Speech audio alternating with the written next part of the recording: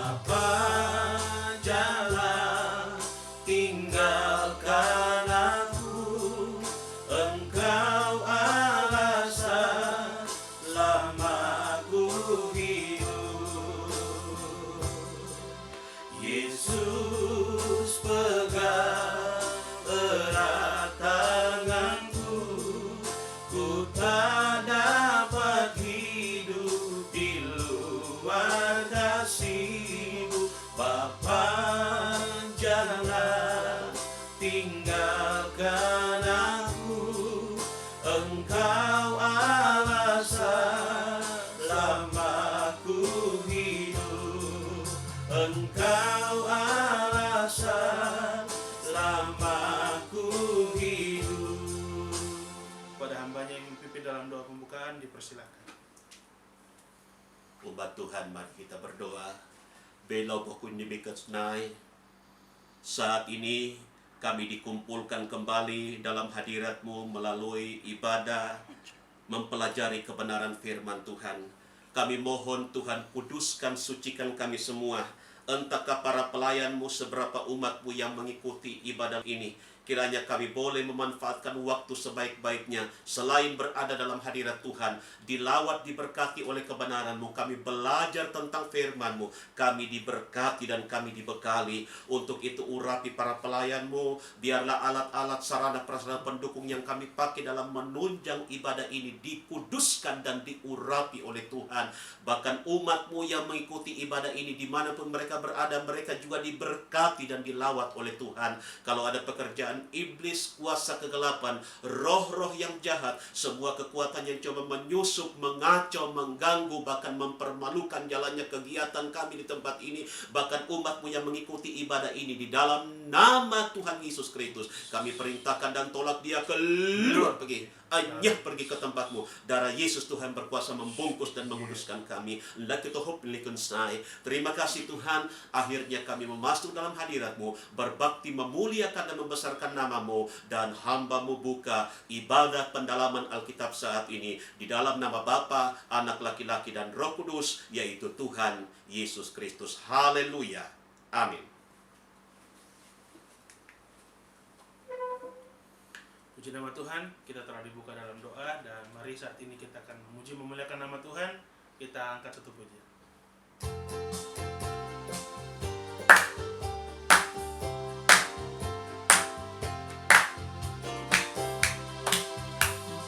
Biar gunung-gunung beranjak dan segala bukit bergoyang, namun kasih setia-Mu tak akan beranjak dariku.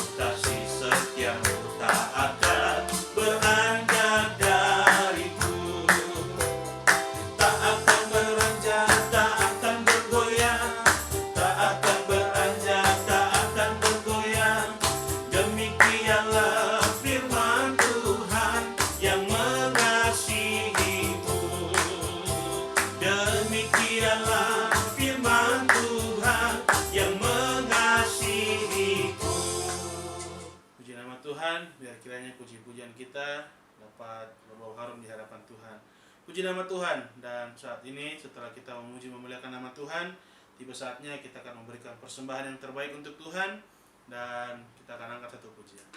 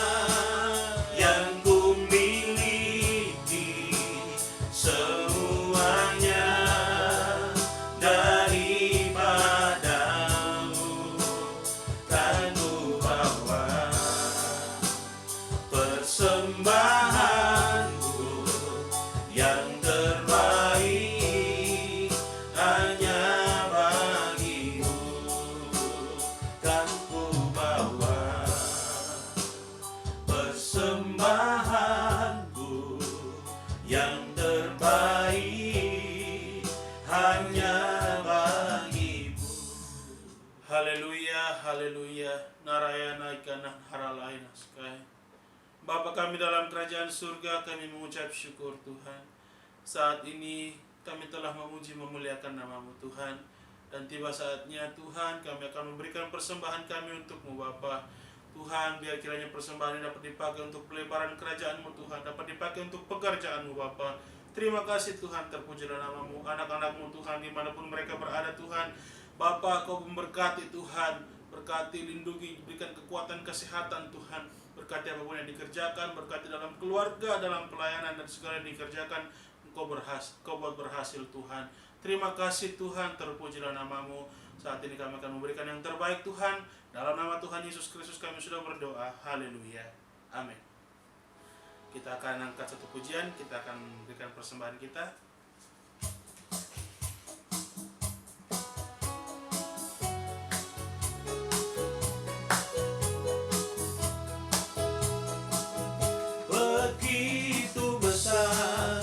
Kasih Allah pada kita, diberkatilah anak cucu kita di mana-mana. Tuhan berubah miskin dan menjadikan kaya. Dia merendahkan dan meninggikan juga. Berbahagia bagi orang yang percaya, anak cucunya pasti tidak akan meminta-minta, karena Allah menggenapi firman-Nya. Tiada yang mustahil bagi orang percaya. Puji nama Tuhan, kita telah memberikan persembahan kita untuk Tuhan. Dan mari saat ini umat Tuhan, kita siapkan hati kita. Kita akan angkat satu pujian.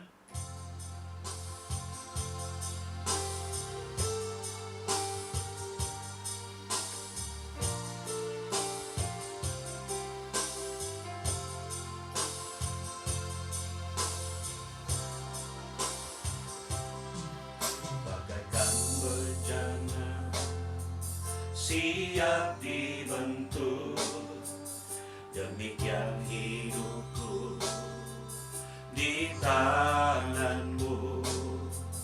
Dengan urapan kuasa Roh-Mu, ku dibaharui selalu. Jadikan-Ku Allah dalam rumah-Mu, inilah hidupku di tangan-Mu. Bentuklah seluruh kehendak-Mu, pakailah sesuai rencana-Mu. Ku mau seperti-Mu, Yesus, disempurnakan selalu dalam segenap jalanku, memuliakan nama-Mu. Kepada hamba yang menyampaikan firman Tuhan, dipersilakan. Baik, mari umat Tuhan kita berdoa untuk mendengarkan kebenaran firman Tuhan dalam PA pada saat ini. Bapa, dalam nama Tuhan Yesus, kami mengucap syukur, kami telah memuji-muji nama-Mu, kami telah memberikan persembahan sebagai tanda kasih, tanda syukur, tanda ibadah. Kiranya semua menyenangkan hati Tuhan. Urapan-Mu memberkati para pelayan-Mu. Saat ini kami rindu melanjutkan pelajaran tentang kitab Wahyu dalam ibadah PA pada saat ini. Kami mohon berkat-Mu, Tuhan urapi hamba-Mu, Tuhan urapi seberapa umat-Mu yang mengikuti ibadah ini Tuhan, agar semua diberkati oleh Tuhan. Kalau ada pekerjaan iblis, setan, kuasa roh jahat yang coba menyusup, mengacau, mengganggu, bahkan mengganggu konsentrasi kami untuk tertuju dari berita firman-Mu, dan kami tidak bisa menangkap pesan-pesan Tuhan, dalam nama Tuhan Yesus kami usir dan kami perintahkan tolak keluar pergi. Darah Tuhan Yesus berkuasa. Kerapahut lebih kusnai. Seperti Maria kami mau duduk di kaki-Mu, sampaikan pesan-Mu, petunjuk-Mu, karena kami sudah siap membaca, merenungkan, dan melakukan kebenaran-Mu dalam berkat nama Tuhan Yesus Kristus. Yang siap dengar firman bersama dengan saya katakan amin. Baik, puji Tuhan. Shalom Bapak Ibu Saudara. Senang sekali saya bisa menjumpai saudara dalam ibadah kali ini. Dan pada pertemuan yang lalu kita sempat mempelajari kitab Wahyu. Ini baru pembukaan bagaimana Tuhan menyatakan Wahyu, yang merupakan buku atau kitab yang ke-66 dalam kumpulan kitab-kitab yang ada dalam Alkitab. Pertemuan kemarin saya katakan dia bukan saja menempati kitab yang terakhir, tetapi di situ terdapat rencana Tuhan yang sungguh luar biasa, bagaimana gereja akan dibawa kepada kesempurnaan dan masuk kepada kemuliaan Tuhan. Saya ingatkan kita bahwa pertemuan kemarin kita sempat stop pada pembahasan ini. Kenapa Tuhan menyatakan wahyu kepada Rasul Yohanes? Yang pertama, dia seorang yang sangat mencintai Tuhan. Dan sudah sempat dijelaskan dalam buku Pengungkapan pertemuan kemarin bahwa mencintai Tuhan itu wajib hukumnya.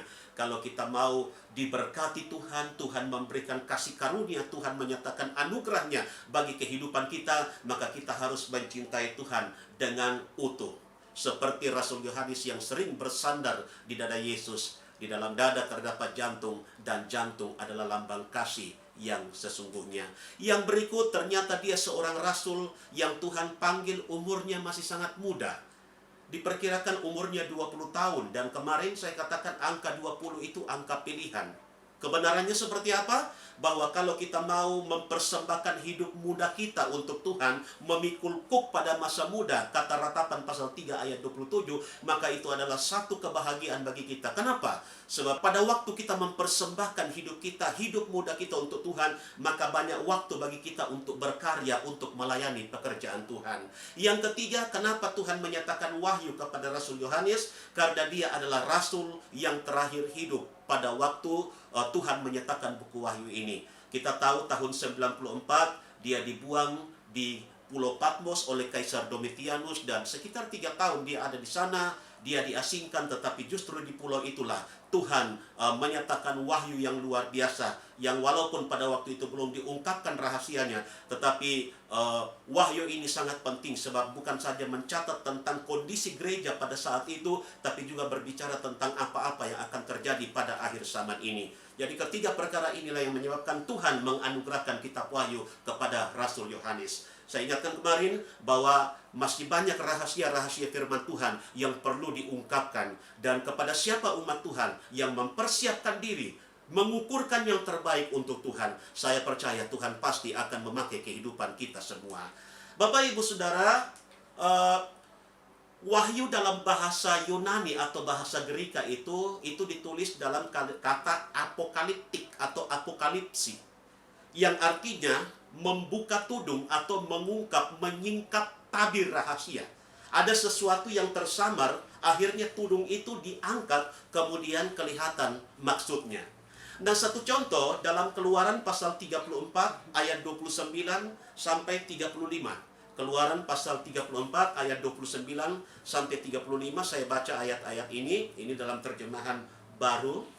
Ketika Musa turun dari Gunung Sinai, kedua loh hukum Allah ada di tangan Musa. Ketika ia turun dari gunung itu, tidaklah ia tahu bahwa kulit mukanya bercahaya, oleh karena ia telah berbicara dengan Tuhan. Ayat 30, ketika Harun dan segala orang Israel melihat Musa, tampak kulit mukanya bercahaya, maka takutlah mereka mendekati dia. Tetapi Musa memanggil mereka, maka Harun dan segala pemimpin jemaah itu berbalik kepadanya, dan Musa berbicara kepada mereka. Sesudah itu mendekatlah segala orang Israel, lalu disampaikannya kepada mereka segala perintah yang diucapkan Tuhan kepadanya di atas gunung Sinai. Setelah Musa selesai berbicara dengan mereka, diselubunginya lah mukanya. Tetapi apabila Musa masuk menghadap Tuhan untuk berbicara dengan dia, ditanggalkannya lah selubung itu sampai ia keluar. Dan apabila ia keluar, dikatakannya lah kepada orang Israel apa yang diperintahkan kepadanya. Ayat 35, apabila orang Israel melihat muka Musa, bahwa kulit muka Musa bercahaya, maka Musa menyelubungi mukanya kembali sampai ia masuk menghadap untuk berbicara dengan Tuhan. Jadi ini satu contoh bagaimana memberikan penjelasan apokaliptik. Ada selubung. Jadi pada waktu Musa turun dari hadirat Tuhan, memang cahaya kemuliaan Tuhan itu membias pada wajahnya. Dan dalam penjelasan ayat-ayat yang dibaca tadi, ternyata bangsa Israel begitu takut melihat wajah Musa. Pada waktu melihat wajah kemuliaan Tuhan itu ada pada Musa, tapi pada waktu itu ada selubung. Nah, itu hanya penggambaran bahwa apokaliptik, kitab Wahyu itu menyingkap tabir, menyingkap selubung.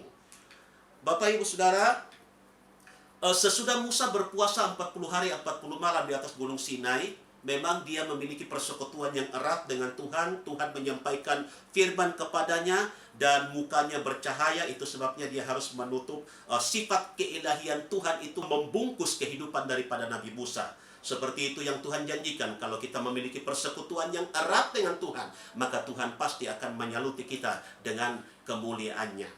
Tatkala Nabiku Musa ini selesai berpuasa, ia turun dari Bukit Sinai, lalu bertemu kembali dengan Harun dan umatku, tetapi mereka tidak dapat memandang muka Musa karena terang ilahi yang nampak pada mukanya.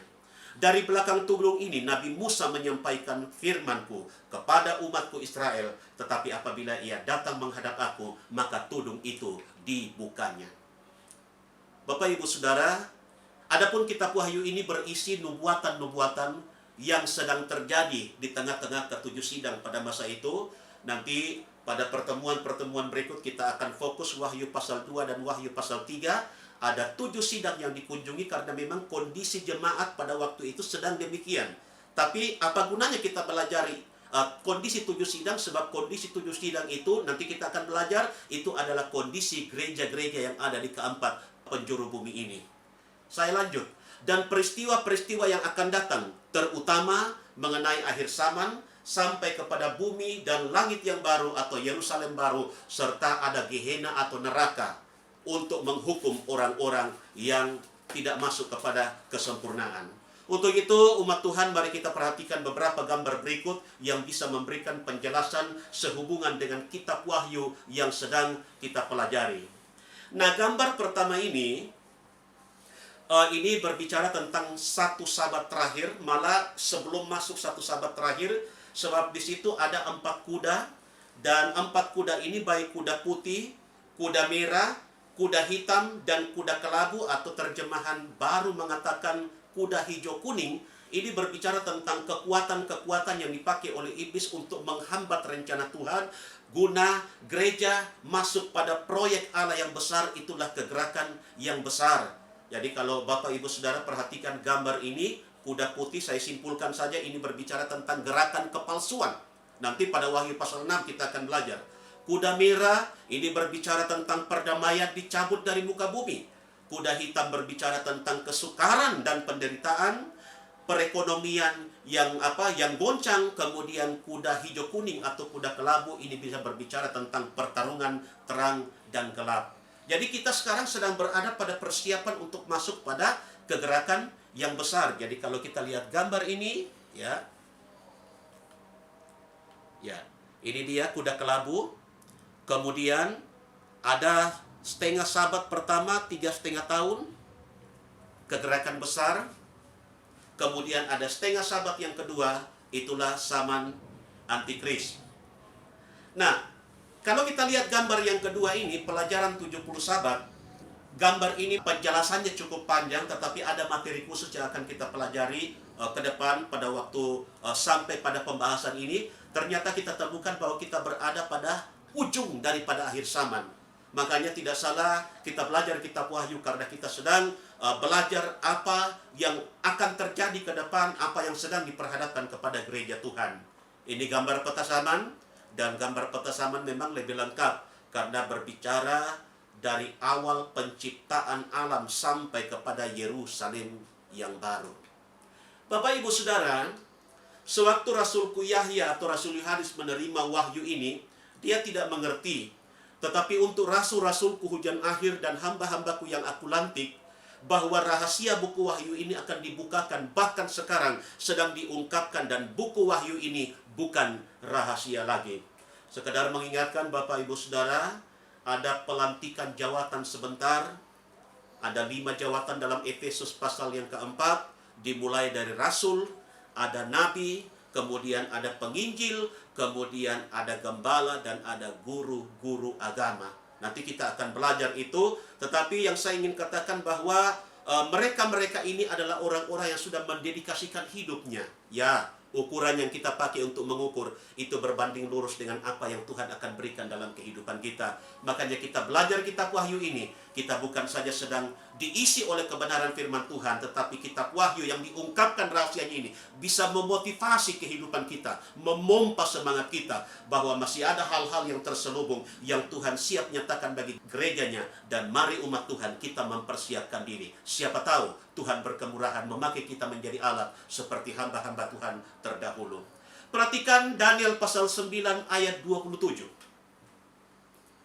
Daniel pasal 9 ayat 27 yang berbunyi, maka pada sabat satu itu akan dinyatakan perjanjian itu kepada beberapa orang dengan kemuliaannya, dan setengah sabat itu akan memperhentikan korban sembelihan makanan, dan di atas gugungan Ka'bah akan berdiri alamat kerusakan yang haram sampai semuanya sudah ditumpas, dan sesuatu kerusakan yang tiada terbaiki lagi itu sudah dicurahkan kepada si pembinasa itu. Bapak Ibu Saudara, Daniel pasal 9 ayat 27, nanti kita akan lihat perbandingan kitab Daniel dan kitab Wahyu, bahwa memang pada akhir zaman ini kitab Daniel ditutup dengan pesan Tuhan kepada Daniel, materaikan kitab itu. Daniel ingin mengetahui rahasianya, tapi ternyata di akhir zaman itu diungkapkan bersamaan dengan kitab Wahyu karena ada hubungannya. Khusus dalam Daniel pasal 9 ayat 27, ini berbicara tentang 70 sabat. Bapak Ibu Saudara, saya akan melanjutkan membaca buku pengungkapan ini dalam Daniel pasal 12 ayat yang keempat, yang berbunyi demikian. Tetapi akan dikau, hai Daniel, tutuplah olehmu segala perkataan ini, dan meteraikanlah kitab ini sampai pada masa kesudahan. Pada masa itu banyak orang akan menyelidik dia dan pengetahuannya pun akan dipertambahkan. Hubungkan dengan Wahyu pasal 22 ayat 10 yang berbunyi, lalu katanya kepadaku, janganlah engkau memateraikan segala perkataan nubuat dalam kitab ini, karena masanya sudah dekat. Ini yang saya maksudkan Bapak Ibu Saudara, bahwa ada perbedaan redaksi sedikit antara pesan Tuhan kepada Daniel dengan pesan Tuhan kepada Rasul Yohanes. Kalau Daniel pasal 12 ayat yang keempat, Tuhan bilang meteraikan. Daniel ingin mengetahui rahasia tetapi bukan bagiannya. Kita bersyukur umat Tuhan kita yang hidup pada penghujung akhir zaman ini, ternyata kita mendapatkan berkat double. Ada hamba Tuhan yang sudah membayar harga, sudah bergumul, kemudian kitab Wahyu yang diterima oleh Rasul Yohanes di Pulau Patmos itu sudah diungkapkan rahasianya. Kemudian di sini ada pesan Tuhan, jangan memateraikan. Itu artinya apa? Bahwa ini harus disebarluaskan, ini harus disampaikan kepada umat Tuhan. Saya lanjutkan membaca materi ini, buku pengungkapan. Buku Wahyu ini tidak termaterai, tidak sama seperti buku Daniel. Sedangkan buku Daniel pun akhir zaman ini aku ungkapkan karena saling berhubungan erat, khususnya pada pelajaran 70 sabat. Apabila ada hamba-hambaku yang menutup rahasia buku Wahyu ini, maka mereka itu tidak akan disempurnakan. Waduh, ini peringatan serius Bapak Ibu Saudara, bahwa apabila ada hamba-hamba Tuhan yang sudah memegang buku ini, sudah pernah belajar buku ini, sudah mendalami melalui pendalaman Alkitab, tetapi menutup rahasia, menyembunyikan, saya tidak tahu apa pertimbangannya. Tuhan mengatakan begini, mereka tidak akan disempurnakan. Dalam kaitan tanggung jawab sebagai hamba Tuhan, kalau jemaat yang kita layani tidak disempurnakan, maka yang ditanya pertama ketika jemaat tidak disempurnakan adalah hamba-hamba Tuhan. Untuk itu, ini peringatan yang sangat serius. Mari doakan kami hamba-hamba Tuhan, agar supaya kami hamba-hamba Tuhan bisa menyampaikan kebenaran firman Tuhan apa adanya. Karena bagi saya Bapak Ibu Saudara sebagai hamba Tuhan, tugas kami hamba-hamba Tuhan hanya menabur, biarkan Tuhan yang menumbuhkan. Saya lanjutkan pembahasan materi ini. Karena buku Wahyu ini mengungkapkan rahasia besar bagaimana gerejaku atau gereja pengantin akan menikah dengan aku. Juga berbicara mengenai masa antikris dan kebinasaannya, kerajaan 1000 tahun masa damai. Kemudian sementara kerajaan 1000 tahun masa damai berlangsung di atas bumi, iblis dibelenggu 1000 tahun.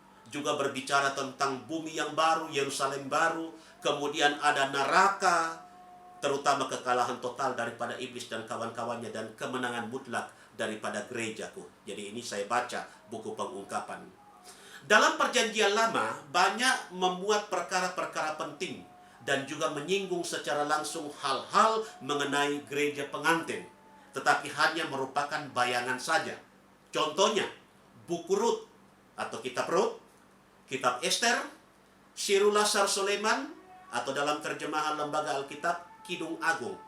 Jadi atau kitab-kitab ini, Rut, Ester, Kidung Agung atau Sirulassar Soleman, ini berbicara tentang hubungan antara gereja Tuhan dengan sang mempelai. Saya lanjutkan, tetapi dalam buku Wahyu diterangkan secara terperinci tentang rahasia gereja pengantin, dan itu diungkapkan dalam Wahyu pasal yang ke-12. Sekarang kita akan lihat pembagian pada perjanjian lama dan perjanjian baru.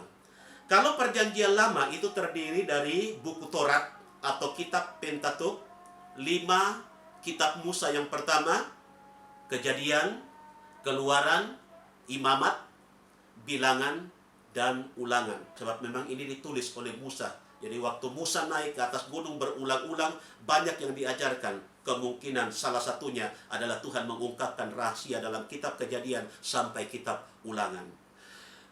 Ada tulisan orang-orang suci, yang manakah yang dimaksudkan tulisan orang-orang suci itu dimulai dari kitab Yosua sampai dengan Ayub. Kitab Ayub itu sebelum Mazmur. Yang ketiga, ada kata Sabur atau kitab Mazmur. Ini terdiri dari 150 nyanyian. Yang biasa orang pakai 150 pasal. Tapi sebenarnya Mazmur itu nyanyian, 150 nyanyian. Saya ingatkan kita bahwa penulisnya itu bukan Raja Daud saja, tetapi beberapa orang.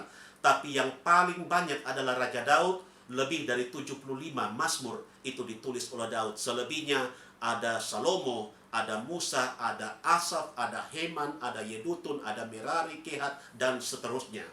Yang keempat, pembagian dari perjanjian lama ini ada kitab nabi-nabi besar dan kitab nabi-nabi kecil. Yang mana yang dimaksudkan kitab nabi-nabi besar? Kitab nabi-nabi besar itu ada 5. Dimulai dari kitab Nabi Yesaya, Nabi Yeremia, kemudian ada Ratapan, kemudian ada Yehezkiel, kemudian ada kitab Daniel. Itu masuk dalam kelompok 5 kitab nabi-nabi besar. Dan nabi-nabi kecil itu ada 12. Ditutup dengan Maleaki. Untuk perjanjian baru, kita tahu perjanjian baru itu dibagi atas 4 bagian besar. Ada 4 Injil. Yang pertama, ada kitab kisah segala rasul. Yang ketiga, suratan segala rasul-rasul dan murid-muridku. Dan yang keempat adalah buku Wahyu. Karena kita akan lihat penjelasan mengenai perjanjian baru. Keempat Injil yang dimaksudkan itu adalah Injil Matius, Injil Markus, Injil Lukas, dan Injil Yohanes. Keempat Injil ini sebenarnya berbicara tentang satu tokoh sentral, itulah Tuhan Yesus. Menceritakan tentang pelayanan pekerjaanku, ini kata Tuhan ya, selama 3,5 tahun dan sedikit tentang rahasia kelahiranku. Jadi kenapa pakai kataku di sini? Karena memang ini buku ini Tuhan yang berbicara. Apabila kamu memperhatikan pelajaran tabernakel, ada 4 tiang pada pintu gerbang, itu berbicara tentang 4 Injil.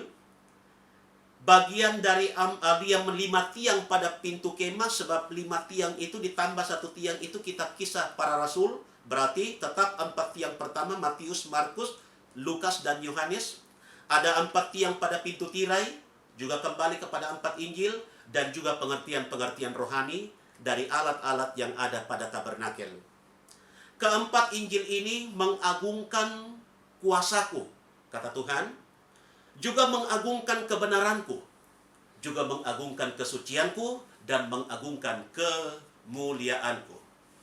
Yang kedua, bagian dari perjanjian baru, buku Kisah Segala Rasul.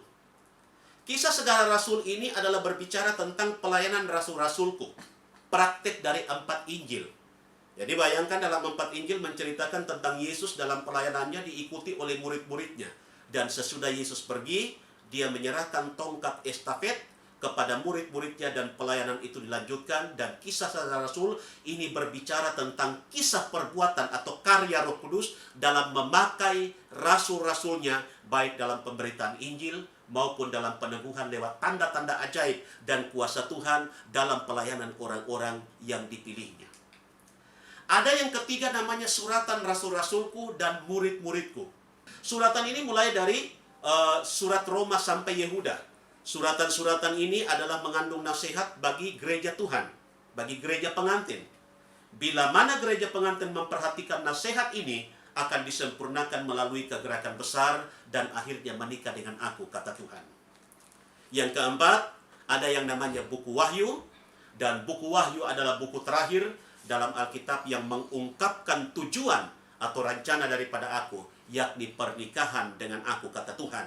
Sebab ini buku Wahyu juga disebut sebagai buku pernikahan. Bapak Ibu Saudara, saya lanjutkan. Karena pentingnya buku Wahyu ini, maka aku telah berpesan kepada Rasul Yohanes melalui malaikatku Jibril agar jangan memeteraikan segala perkataan dalam nubuatan ini. Perhatikan firmanku dalam Wahyu pasal 22 ayat yang ke-10. Demikian bunyi firman Tuhan. Lalu katanya kepadaku, janganlah engkau memeteraikan segala perkataan nubuat dalam kitab ini, karena masanya sudah dekat. Lain daripada buku Daniel, tetapi engkau Daniel pasal 12 ayat yang keempat, tutuplah segala perkataan ini. Jadi memang kita bersyukur umat Tuhan, di akhir zaman ini Tuhan menganugerahkan kitab Wahyu. Kemudian beberapa tahun yang lalu Tuhan sudah ungkapkan rahasianya kepada hamba-hambanya yang Tuhan pakai. Dan nanti pada akhir zaman pengetahuan kita akan semakin bertambah, karena kepentingannya gereja akan dibawa kepada kesempurnaan. Bagian-bagian akhir dalam sesi kali ini kita akan melihat perbedaan antara kitab Daniel dan kitab Wahyu. Kitab Daniel itu ditulis oleh Nabi Daniel. Kalau kitab Wahyu itu ditulis oleh Rasul Yahya atau Rasul Yohanes. Tempat penulisan kitab Daniel itu di kota Babylon. Sebab pada waktu itu mereka ditawan ke kota Babel. Kalau kitab Wahyu itu ditulis di Pulau Patmos. Peristiwanya itu terjadi di Babylon. Jadi pada waktu Daniel mendapatkan pengungkapan, ada hayal, di situ dia dapatkan itu di kota Babel. Sedangkan kitab Wahyu itu didapatkan di Pulau Patmos. Kalau kitab Daniel itu ditulis dalam bahasa Aramik, sedangkan kitab Wahyu itu ditulis dalam bahasa Yunani Koine dan juga bahasa Ibrani. Kenapa Rasul Yohanes bisa menuliskan dalam dua bahasa? Karena memang bahasa Koine, bahasa Yunani sebagai bahasa internasional pada waktu itu, sedangkan dia bisa menulis dalam bahasa Ibrani karena dia adalah orang Yahudi. Kalau kitab Daniel meliputi umat Israel sampai akhir zaman. Jadi kita tahu bahwa meliputi pengembalian bangsa Israel dari tanah pembuangan. Ada kitab 70 sahabat, pelajaran 70 sahabat, sedangkan kitab Wahyu itu meliputi gereja Tuhan sampai kepada akhir zaman, sampai kepada Yerusalem yang baru. Perbedaan dan persamaan antara pribadi Daniel dan Rasul Yahya atau Rasul Yohanes. Kalau Nabi Daniel itu ditawan di Babel, Rasul Yahya ditawan di Pulau Patmos. Yang menawannya adalah Raja Nebukadnezar. Kalau Daniel ditawan oleh Raja Nebukadnezar, sedangkan Rasul Yohanes itu ditawan oleh Kaisar Domitianus. Daniel digelar sebagai kekasihnya Allah, sedangkan Rasul Yohanes digelar sebagai kekasihnya Kristus. Yang memerintah pada waktu Daniel mendapatkan hayal adalah kuasa dunia Babylon, sedangkan Rasul Yohanes kuasa dunia kerajaan Romawi. Daniel itu seorang bangsawan, sedangkan Rasul Yohanes adalah rakyat jelata, dalam hal ini sebagai nelayan. Daniel itu seorang yang terpelajar, sedangkan Rasul Yahya itu tidak terpelajar. Selanjutnya, lamanya Daniel ditawan di kota Babel selama 70 tahun, dan menurut catatan sejarah, dari tahun 607 sampai tahun 537 sebelum Masehi. Sedangkan Rasul Yohanes ditawan 3 tahun di Pulau Patmos antara tahun 94 sampai 96 Masehi. Hayal untuk Daniel diberi melalui malaikat Jibril. Sedangkan kitab Wahyu diberi oleh Tuhan Yesus kepada Rasul Yohanes melalui malaikat Jibril. Waktu Daniel menerima hayal, dalam Daniel pasal 10 ayat 8 dan 9, Daniel itu pingsan. Sedangkan Rasul Yohanes waktu menerima vision, wahyu, rohnya diangkat oleh Tuhan, dia juga pingsan dalam Wahyu pasal 1 ayat yang ke-17. Lalu yang ke-10, Daniel ditawan karena dosa umat Israel. Sedangkan Rasul Yahya ditawan di Pulau Patmos karena Injil Tuhan Yesus Kristus. Jadi ada 10 perbedaan dan persamaan antara pribadi Daniel dan Rasul Yohanes. Kita lanjutkan umat Tuhan. Setan tidak suka buku Wahyu ini, karena buku Wahyu ini membuka kedok dan siasat jahat daripada setan. Itu sebabnya setan menghendaki agar manusia atau orang-orang beriman supaya jangan mempelajari buku Wahyu ini. Itu sebabnya setan mencari rupa-rupa jalan atau siasat untuk menutup mata rohani gereja-gerejaku di muka bumi. Sebab itu, jangan kamu heran kalau ada beberapa pendapat berbagai hamba-hambaku di dalam berbagai-bagai organisasi gereja mengenai buku Wahyu ini. Yang saya ingin sampaikan pada pembahasan ini, menurut kesaksian beberapa anak-anak Tuhan yang mendapatkan buku Wahyu ini setelah mereka memfotokopi, mereka memberikan kesaksian seperti gini. Kenapa ya pada waktu membaca Alkitab biasa memang ada tantangannya, tetapi tidak seberat pada waktu membaca pengungkapan kitab Wahyu. Ya, seperti penjelasan tadi, setan tidak suka kedoknya dibongkar. Itu sebabnya dia mencari-cari celah supaya orang-orang tidak fokus tidak membaca kitab Wahyu ini, dan menurut kesaksian dari beberapa teman, dia katakan ada yang baru berapa kalimat baca tiba-tiba mengantuk. Ada yang membaca terus tiba-tiba anaknya berteriak dan segala macam gangguan. Ya, itulah cara yang dipakai oleh setan untuk mengganggu konsentrasi sehingga buku Wahyu ini tidak dibaca, tidak didalami, kemudian tidak didapatkan pelajaran-pelajaran berharga di dalamnya. Saya lanjutkan sebelum kita masuk dalam doa dan penyembahan. Ada di antara hamba-hambaku dari aliran tertentu menganggap bahwa buku Wahyu ini berisi nubuatan-nubuatan dan sudah lalu. Jadi bersifat sejarah saja. Itu hanya untuk gereja mula-mula. Penjelasan firman Tuhan saya baca. Pendapat mereka ini keliru, karena mereka tidak menyelidiki firman-Ku ini dengan seteliti-telitinya. Oleh karena itu mereka tidak akan disempurnakan menjadi gereja pengantin meskipun mereka merindukan hal itu. Jadi organisasi-organisasi gereja yang ada di muka bumi ini, Bapak Ibu Saudara, yang menutup buku Wahyu ini dengan alasan bahwa itu sudah lewat, itu hanya bersifat sejarah. Kalau mereka sudah menyampingkan dengan kalimat yang sedemikian, maka itu keliru, kata firman Tuhan. Mereka tidak akan pernah disempurnakan. Sebaliknya, ada di antara aliran gereja tertentu yang menganggap atau berpendapat bahwa buku Wahyu ini berisi beberapa rahasia yang sukar dimengerti, sukar diartikan. Oleh karena itu, mereka menganjurkan supaya buku Wahyu ini jangan dipelajari. Sebab itu mereka takut membaca buku Wahyu ini. Lihat penjelasan firman Tuhan, saya akan bacakan. Pendapat mereka itu pun keliru, dan jangan mengharapkan mereka akan menjadi gereja pengantin. Jadi baik umat Tuhan, baik yang menganggap itu tinggal catatan sejarah peristiwa yang sudah lewat, atau orang-orang yang mengatakan ini sulit sekali dipelajari, karena sulit, lebih bagus tidak usah dibaca. Apalagi ada yang mengatakan ini berisi hal-hal yang menyeramkan, yang menakutkan, lalu mereka katakan sudah tidak usah dipelajari. Saya mau katakan Bapak Ibu Saudara, mereka pun juga tidak akan disempurnakan. Untuk itu umat Tuhan, kita bersyukur bahwa melalui channel ini kita belajar kebenaran firman Tuhan.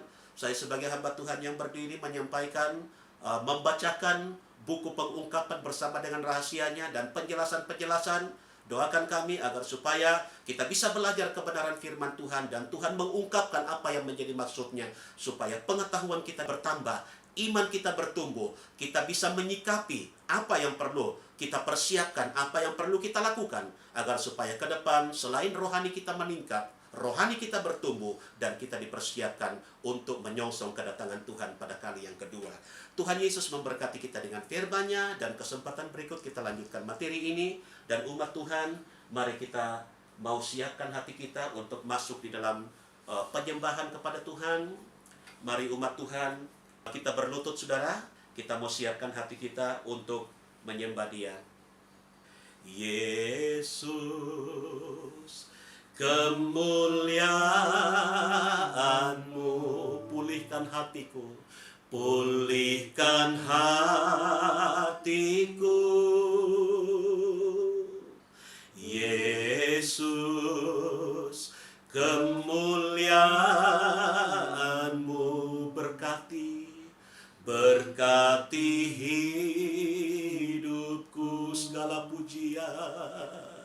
Segala pujian, syukur bagimu. Kau hadir dalam hidupku. Kini ku datang sujud di hadapan-Mu, memuji-Mu, menyembah-Mu. Yesus, ku menyembah-Mu. Kita berdoa. Bapa, dalam nama Tuhan Yesus kami mengucap syukur. Kami boleh mengambil waktu bersama dalam channel ini, dalam ibadah ini, untuk belajar kebenaran firman-Mu, khususnya pengungkapan kitab Wahyu.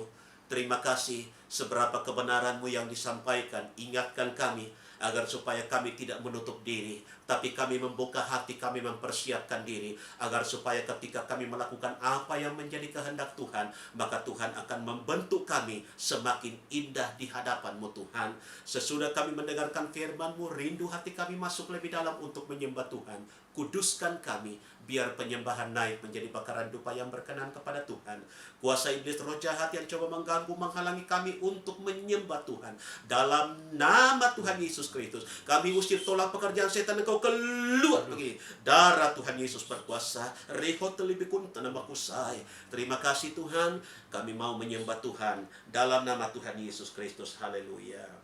Segala pujian syukur bagimu,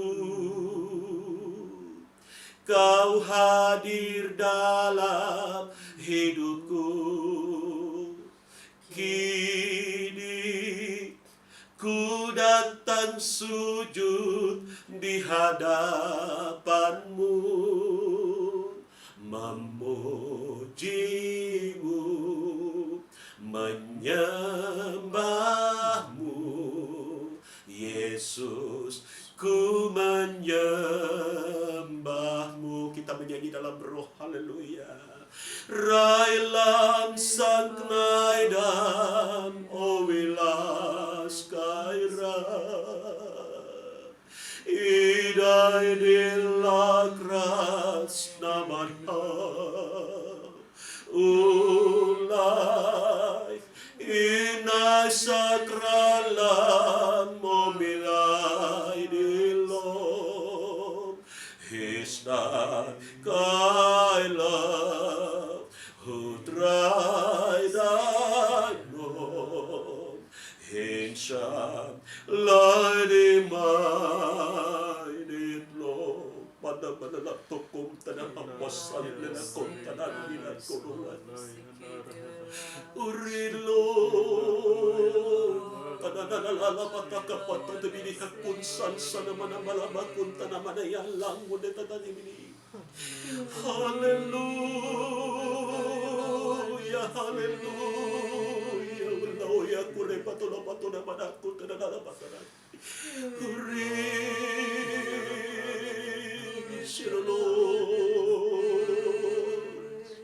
Halaya wasamana kulati dia hatunu bayalai. Hundene toto dalam mana-mana aku dapat dibini. Irna lapan hamba yakun sanala wayakun dan bini liya. Sudah dalam waktu tenai. Haleluya, haleluya. Hurnane totapa dihinlor kun hatana mana kun sansada pada minalai. Haleluya, sobde pulbe kun hatana. Unri siro ni takamana dalam mana kun tanai. Hurnil kun hatuna bedamba dosan sana manai kun hatana mata kun mana. Urdah kulihun sangka na mata kana badai. Glory haleluya, glory haleluya. Terima kasih Tuhan. Terima kasih Bapa, terima kasih Yesus, terpujilah nama-Mu Tuhan. Umat Tuhan, mari kita siapkan diri kita untuk masuk dalam doa syafaat. Kita nyanyikan satu pujian waktu Tuhan.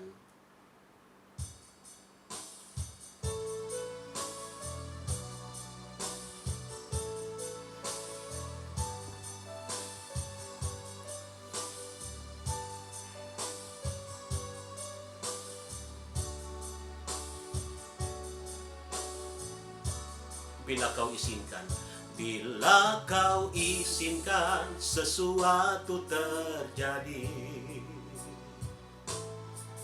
ku percaya semua untuk kebaikanku.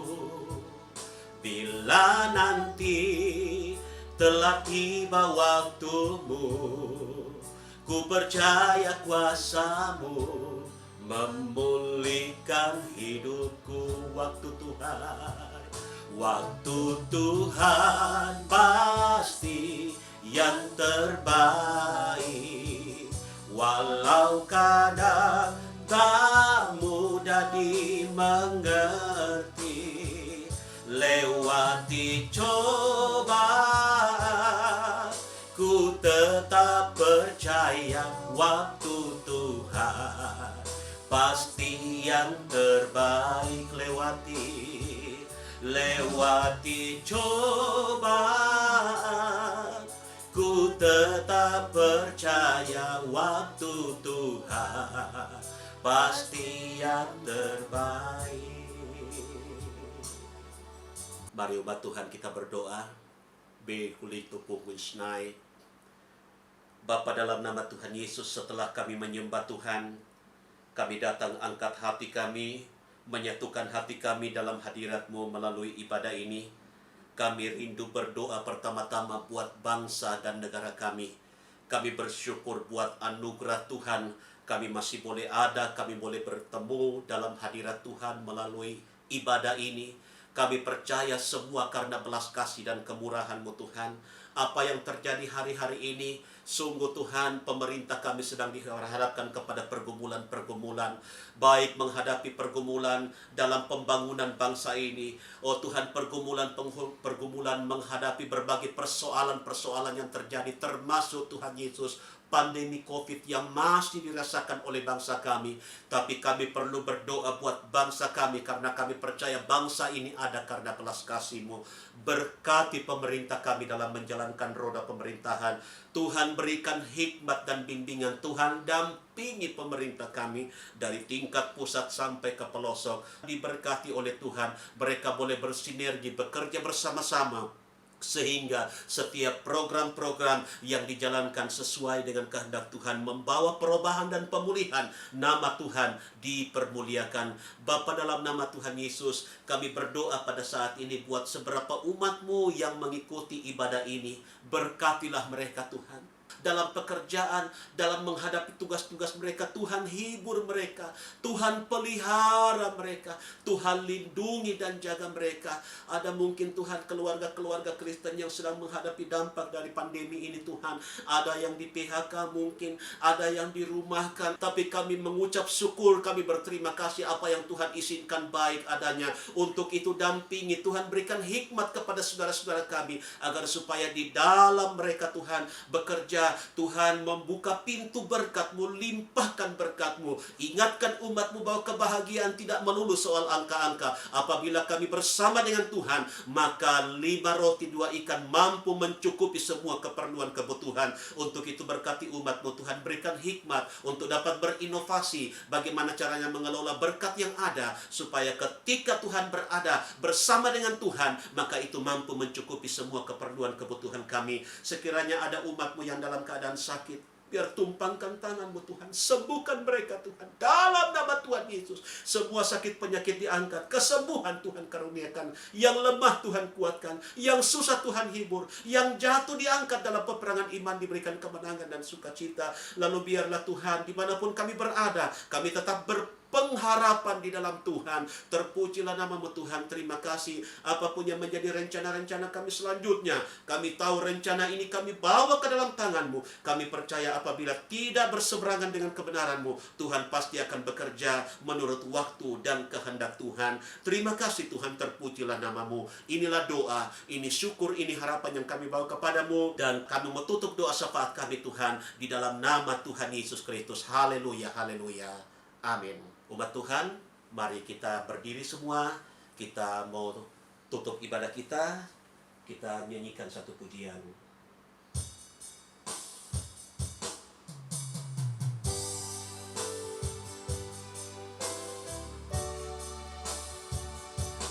Besar Allahku,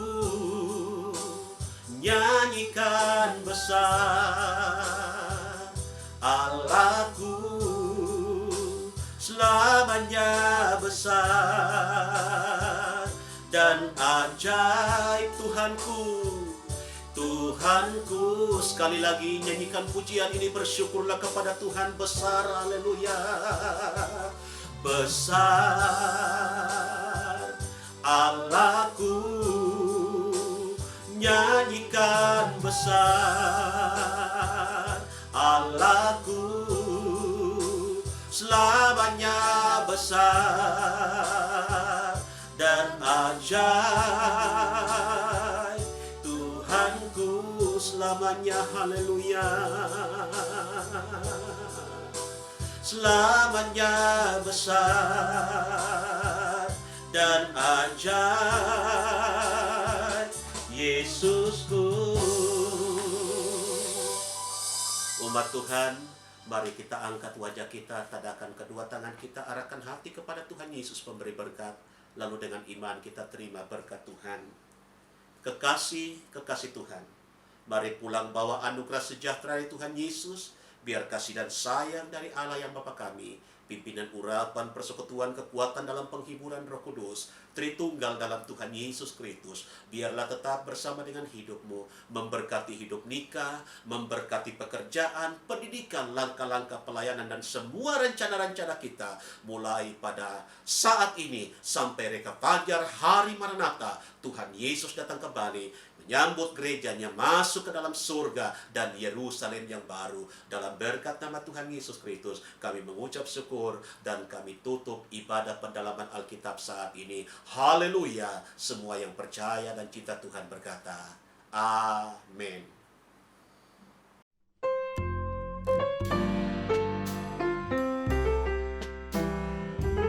Puji Tuhan, Bapak Ibu Saudara, ibadah kita telah selesai. Kiranya kita semua diberkati Tuhan dalam ibadah PA yang baru kita ikuti.